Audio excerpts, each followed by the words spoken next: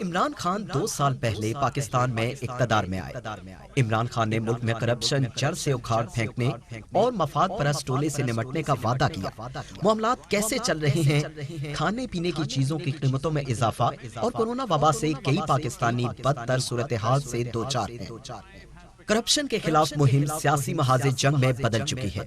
میرے آج کے مہمان ہیں سابق پاکستانی وزیر خزانہ اسحاق ڈار، جو سابق وزیر اعظم نواز شریف کے قریبی ساتھی ہیں۔ دونوں حضرات عمران خان کے خلاف مخالفت تیز کرنے کی کوشش کر رہے ہیں، لیکن دیکھنا ہوگا ان کی ساکھ کتنی ہے۔ اسحاق ڈار ہاٹ ٹاک میں خوش آمدید۔ مجھے مدعو کرنے کا شکریہ۔ سب سے پہلے آپ کے اسٹیٹس پر بات کرتے ہیں، آپ کی قانونی حیثیت پر بات کرتے ہیں۔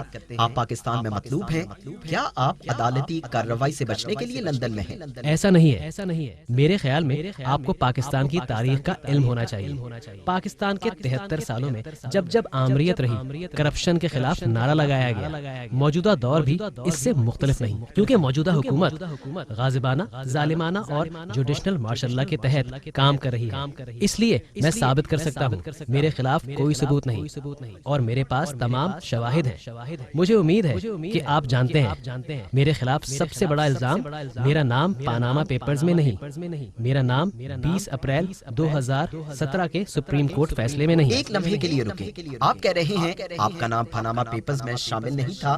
2016 میں شائع ہونے والے پاناما پیپرز سے ہمیں بہت سی خوفناک چیزوں کا علم ہوا۔ غیر ملکی بینکوں میں دولت چھپا کر رکھی گئی اور اس میں پاکستان کے بڑے بڑے سیاستدان ملوث پائے گئے۔ اس وجہ سے کہا جاتا ہے صرف نواز شریف فیملی نہیں، آپ کا خاندان بھی اس میں ملوث ہو سکتا ہے۔ نہیں، اس میں میری فیملی کا ذکر تک نہیں، بالکل نہیں۔ میں یہ نہیں کہہ رہا کہ آپ کی فیملی کا ذکر ہے، لیکن پاناما پیپرز منظر عام پر آنے کے بعد نیب نے آپ اور آپ کے فیملی کے کاروبار، اثاثوں اور اکاؤنٹس کی چھانبین کا فیصلہ کیا اور انہیں آپ کے اکاؤنٹس میں سنگین بے قاعدگیوں کا بالکل نہیں۔ میرے خیال میں آپ جانتے ہوں گے سپریم کورٹ کے حکم پر JIT بنائی گئی۔ سپریم کورٹ نے ماورائے عدالت سرگرمی کا فیصلہ کیا۔ اس میں ملٹری انٹیلیجنس کے 2 ارکان تھے۔ 6 رکنی JIT میں انہی دونوں ارکان کا حکم چلتا تھا۔ آپ دیکھیے اس کا ایک پس منظر ہے۔ میں یہ کہہ رہا ہوں نیب پاکستان میں کرپشن کے خلاف مرکزی ادارہ ہے۔ جی ایسا ہے۔ نیب نے آپ اور آپ کی فیملی کے کاروبار کی چھانبین کی۔ آپ اچھی طرح جانتے ہیں 20 ستمبر کو یہ بات سامنے آئی کہ آپ اور آپ کی فیملی کے اثاثے ذرائع آمدن سے بہت زیادہ ہیں۔ خاص طور پر اس چیز کا ذکر کروں گا کہ آپ پر الزام ہے کہ آپ نے مالی ہیرا پھیری کے ذریعے اپنے اور اپنے زیر کفالت افراد کے لیے 60 لاکھ امریکی ڈالر مالیت کے اثاثے بنائے، جو پاکستانی کرنسی میں 840 ملین روپے سے زائد ہیں۔ اب آپ کے اختلاف کی وجہ یہ ہے کہ نیب کی کوئی ساکھ نہیں۔ نیب بہت پہلے اپنی ساکھ کھو بیٹھا ہے۔ یہ ایسا ادارہ ہے جسے سیاسی مخالفین کے لیے استعمال کیا جاتا ہے۔ انتہائی احترام کے ساتھ پوچھتا ہوں، آپ اپنی حکومت میں سینئر ترین وزیر تھے۔ آپ کو معلوم ہے میں نے کیا کیا؟ میں نے پریس کانفرنس کی جس میں میں نے ٹیکس ریٹرن کے ذریعے اثاثوں کی وضاحت کی۔ JIT رپورٹ میں مجھ پر بے بنیاد الزام تھا کہ میں نے 20 سال تک پاکستان میں ٹیکس ریٹرن جمع نہیں کرایا، 1981 سے 2000 تک۔ اس وجہ سے سپریم کورٹ نے میرے خلاف نیب کو ریفرنس کا حکم دیا۔ UK سے کوالیفائڈ چارٹرڈ اکاؤنٹنٹ جس نے 1974 تک UK میں ٹیکس معاملات کی ہمیشہ رپورٹنگ کی، شمالی امریکہ میں بھی 2 سال، پھر پاکستان میں 1978 سے ٹیکس ریٹرن کبھی مس نہیں کیا۔ اگر ایسا ہے، یہ کیسا شرمناک الزام ہے؟ بات کرتے ہیں۔ میں نے کئی سالوں میں بہت سے حکومتی شخصیات کے انٹرویوز کیے، سب یہی کہتے ہیں کہ وہ کسی صورت کرپشن میں ملوث نہیں، وہ شفافیت پر یقین۔ میرا بھی یہی یقین ہے۔ آپ کا یقین بھی یہی ہے۔ آپ کی اور آپ کے خاندان میری جائیدادوں کی تفصیل ٹیکس گوشواروں میں موجود ہے۔ میرے سوال کا واضح جواب میری پاکستان میں صرف ایک جائیداد ہے جو حکومت نے ضبط کر لی ہے۔ میرے پاس بہت ساری جائیدادیں نہیں ہیں۔ میں نے اثاثوں کی مالیت رپورٹ کر رکھی ہے۔ کیا آپ اور آپ کے خاندان نہیں، ایک بھی نہیں۔ ایک پراپرٹی ہے ایک، اور آپ کی فیملی کی کتنی جائیداد ہے؟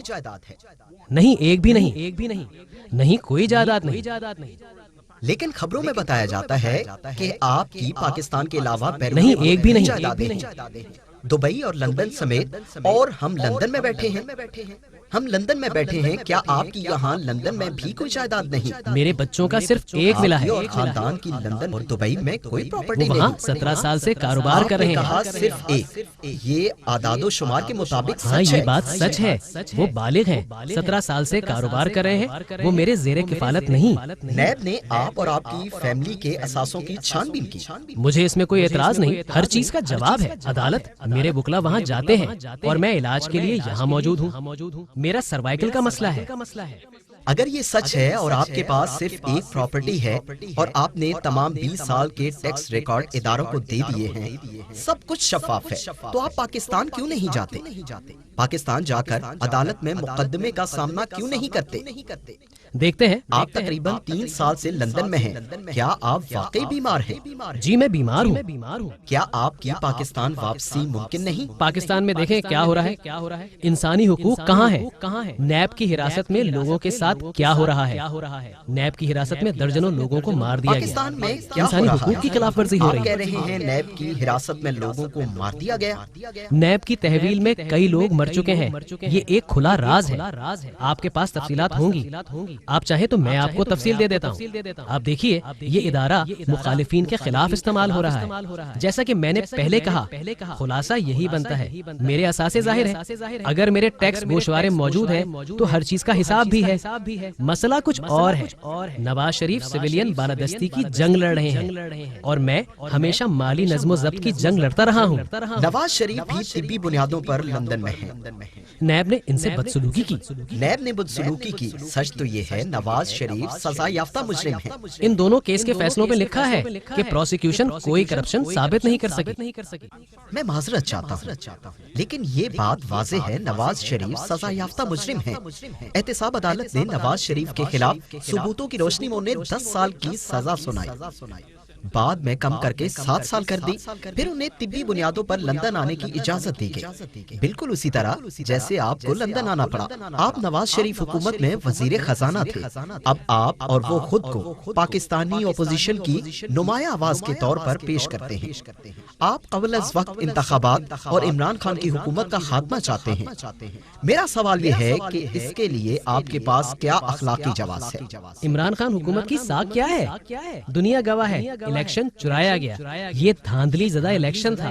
یہ صرف ہم نہیں کہہ رہے، 2018 سے پہلے کے جائزے دیکھیں تو اس میں نون لیگ کی کامیابی کی پیش گوئی کی گئی تھی۔ پاکستان کا انسانی حقوق کمیشن کے تجربہ کار کہتے ہیں یہ پاکستان کا بدترین الیکشن تھا، سب جانتے ہیں یہ الیکشن چرایا گیا۔ میں ابھی بھی EU مانیٹرز کی رپورٹ دیکھ رہا تھا، اس میں چند حلقوں میں بے ضابطگیاں دکھائی گئی، لیکن انہوں نے حتمی نتیجہ یہ عکس کیا کہ مجموعی طور پر الیکشن شفاف تھے اور الیکشن 2018 میں عمران خان کی فتح میں کوئی شک و شبہ نہیں۔ پھر آپ نے تمام رپورٹس نہیں دیکھی۔ آپ اپنی پسندیدہ بدترین رپورٹس کا انتخاب کر رہے ہیں، لیکن EU مانیٹرز بھی آزاد ادارہ ہے جس نے الیکشن اور عمران خان کی جیت کو شفاف قرار دیا ہے۔ عالمی طور پر آزادانہ شفاف انتخابات، کیا ہم شفافیت پر کوئی سوال اٹھاتے ہیں؟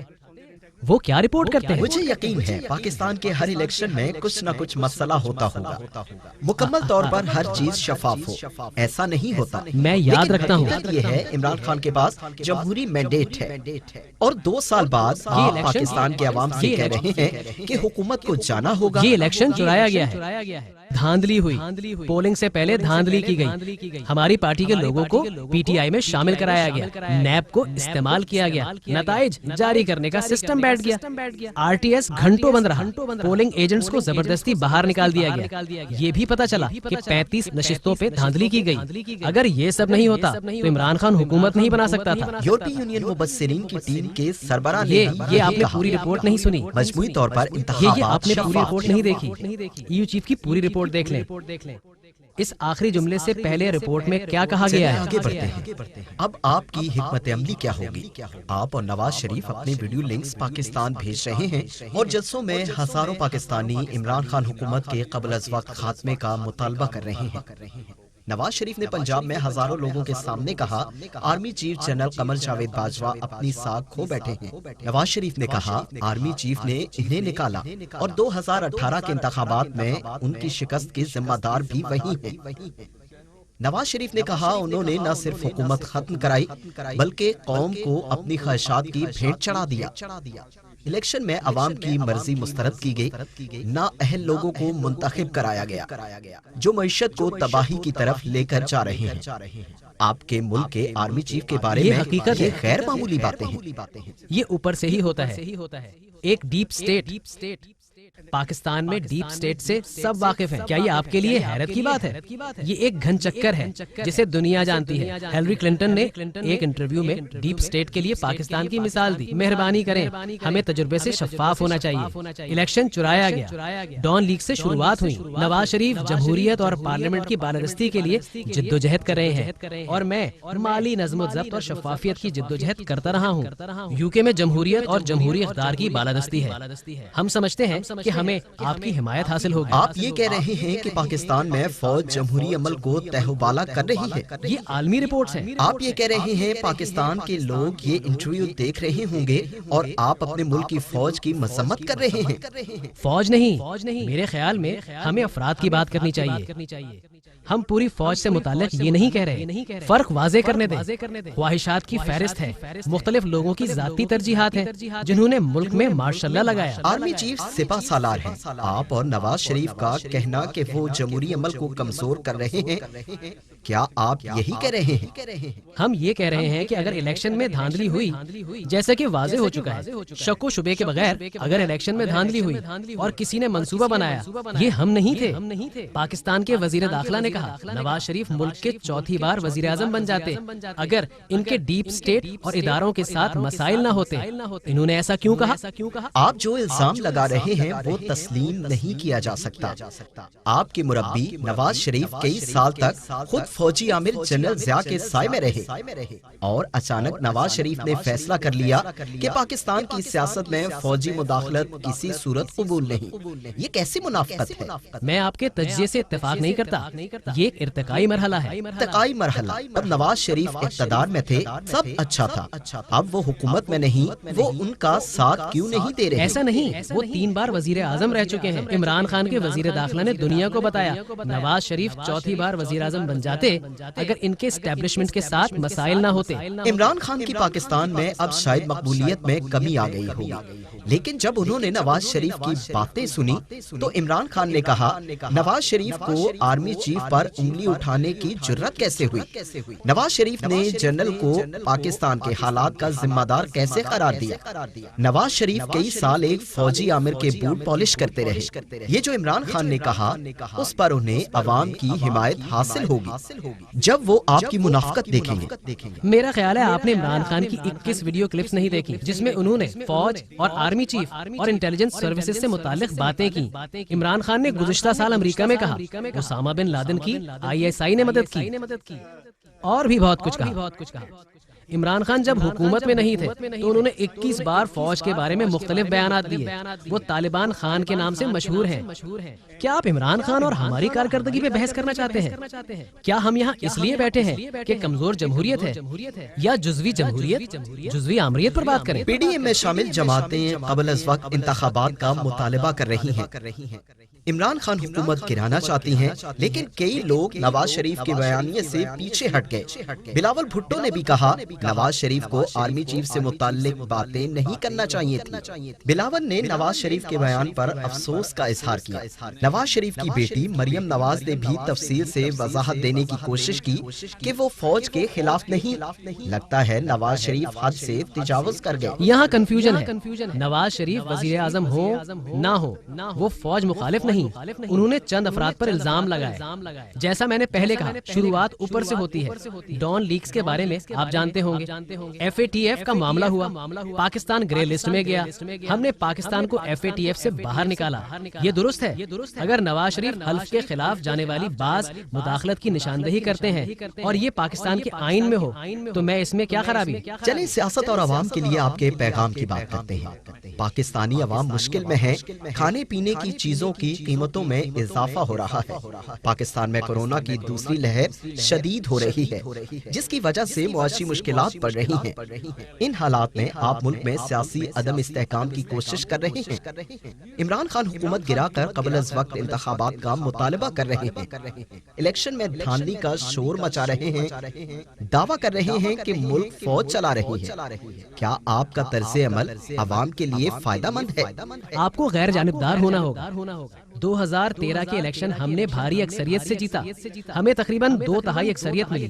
2014 میں عمران خان نے 4 حلقوں میں دھاندلی پر احتجاج شروع کیا، کسی نے اس کے خلاف بات نہیں کی۔ آپ 6 سال پرانی بات کر رہے ہیں۔ عمران خان نے آپ کی حکومت کے لیے سیاسی عدم ہمارے دلوں میں استحکام پیدا عوام کا کیا۔ درد ہے، پاکستان میں اور اسی مہنگائی لیے ہم بڑھ رہی آگے بڑھ رہے ہے۔ ہیں۔ آج پاکستان کے عوام کا بڑا مسئلہ ہے سیاسی عدم استحکام، جیو پولیٹیکل عدم استحکام، اور عوام حیران ہیں۔ اور نواز شریف لندن میں بیٹھ کر اپنے دل میں ان کا درد رکھتے ہیں۔ ہمارے دلوں میں عوام کا درد ہے، اور اسی لیے ہم آگے بڑھ رہے ہیں۔ افراط شر کی شرح کم تھی، شرح سود کم تھا، جنوبی ایشیا میں اسٹاک مارکیٹ کی کارکردگی بہترین تھی، کرنسی مستحکم تھی، جی ڈی پی کی شرح 11 سال کی بلند ترین سطح پر 5.8% تھی۔ مغربی ادارے ہماری کارکردگی کی تعریف کر رہے تھے۔ 2016 میں پرائس واٹر کوپرز کی پیشگوئی تھی کہ 2030 میں پاکستان G20 کی صف میں کھڑا ہو جائے گا، اور ہم اس سے پہلے کی کوشش کر رہے تھے۔ ہمیں یقین تھا، ہم نے ملک سے لوڈ شیڈنگ ختم کر دی تھی، ہم نے انتہا پسندی اور دہشت گردی ختم کر دی تھی، معاشی اشاریے بہتر ہو چکے تھے۔ میں آپ کی معاشی کارکردگی کو خراب نہیں کہہ رہا، یہ کسی حد تک سچ ہے۔ میں آپ سے ایک سادہ سوال کا جواب چاہتا ہوں۔ پاکستان آج جہاں کھڑا ہے، عمران کے پاس 5 سال کا مینڈیٹ ہے، انہوں نے الیکشن میں فتح حاصل کی۔ آپ اگلے الیکشن تک انتظار کر سکتے ہیں، آپ واپس پاکستان جا سکتے ہیں، لیکن آپ ابھی تک لندن میں ہیں۔ آپ آئندہ الیکشن لڑ سکتے ہیں، یا آپ لندن میں بیٹھ کر عمران خان کی حکومت کمزور کرنے کی کوشش کر سکتے ہیں، لیکن اس سے پاکستان میں سیاسی عدم استحکام پیدا ہوگا۔ یہ سیاسی عدم استحکام کا مسئلہ نہیں، یہ نااہلی کا معاملہ ہے، یہ کارکردگی کو نہ دکھانے کا مسئلہ ہے، یہ 2 سال میں پاکستانی معیشت کا بیڑا غرق ہونے کا مسئلہ ہے۔ 1952 کے بعد پاکستان میں پہلی بار جی ڈی پی کی شرح منفی ہو گئی۔ پہلے سال 1.9%، دوسرے سال -1.4%۔ ملک میں لوگ بڑے پیمانے پر بے روزگار ہو گئے۔ ہم نے 6% لوگوں کو غربت سے نکالا۔ عمران خان نے 1 کروڑ نوکریوں کا وعدہ کیا، مگر 1 کروڑ 20 لاکھ لوگوں کو بے روزگار کر دیا۔ آپ کے طرز عمل سے پاکستان کمزور ہو رہا ہے۔ آپ نے حال میں ہی میرے خیال میں ایسا آپ وہ ٹویٹ سب کیا کہ عمران خان فستاحیت کی راہ پر چل رہے ہیں۔ عمران خان پاکستان کے مفادات کے لیے کھڑے ہیں۔ انتہائی تناؤ کی صورت میں بھارت اور مودی کو 2 ٹوک جواب دیا۔ آپ جانتے ہیں چین کے ساتھ مل کر اچھی خارجہ پالیسی بنائی جو معاشی استحکام پر مبنی ہے، جس پر آپ چلتے رہے۔ عمران خان نے پاکستان کا اثر و رسوخ استعمال کر کے افغان طالبان کو امن عمل مذاکرات کے لیے رضامند کیا۔ آپ کیسے کہہ سکتے ہیں یہ پالیسیاں فسطائی ہیں؟ میرے خیال میں آپ وہ سب نہیں جانتے ہیں، یا آپ کو جاننے کا موقع نہیں ملا وہ پاکستان میں کس طرح کی فسطائیت کر رہا ہے۔ کیا آپ اس بات پر قائم ہیں؟ جی بالکل، وہ فسطائیت کے راہ پر چل رہے ہیں۔ آپ کورونا وبا کے باوجود پاکستان میں ہزاروں لاکھوں افراد کو سڑکوں پر لانا چاہتے ہیں۔ آپ عمران خان حکومت گرا کر جلد انتخابات چاہتے ہیں۔ آپ اپنے ارادے میں تاحال کامیاب نہیں ہو سکے، آپ کا اگلا قدم کیا ہوگا؟ آپ نہیں جانتے عمران خان اس عرصے میں کیا کرتے رہے؟ پی ڈی ایم کے جلسے 16 اکتوبر سے شروع ہوئے، ان 6 ہفتوں میں حکومت نے بھی بڑے جلسے کیے۔ آپ کا اگلا قدم کیا ہوگا؟ پاکستان میں جمہوریت کی بالادستی ہمارا اولین ہدف ہے۔ آزادانہ اور شفاف الیکشن پاکستان میں جمہوریت کی بالادستی چاہتے اور ہیں۔ قانون کی حکمرانی؟ جی قانون کی حکمرانی۔ آپ پاکستان میں قانون کی حکمرانی کا سامنا کریں گے؟ جی ہاں میں کروں گا۔ پاکستان میں تمام اداروں کو اپنی آئینی حدود میں رہ کر کام کرنا ہوگا۔ ہم اس پر بہت خوش ہوں گے۔ جہاں تک میرے ٹویٹ کا تعلق ہے، مجھے اس پر کوئی افسوس نہیں۔ حقیقت یہی ہے، اگر وزیر اعظم FIA کے DG کو لوگوں کے نام بتا کر کہیں انہیں گرفتار کر لو، یہ کس قسم کی طرز حکمرانی ہے؟ ہماری گفتگو اب ختم ہوتی ہے۔ آپ یہاں آئے بہت خوشی ہوئی، آپ کا شکریہ۔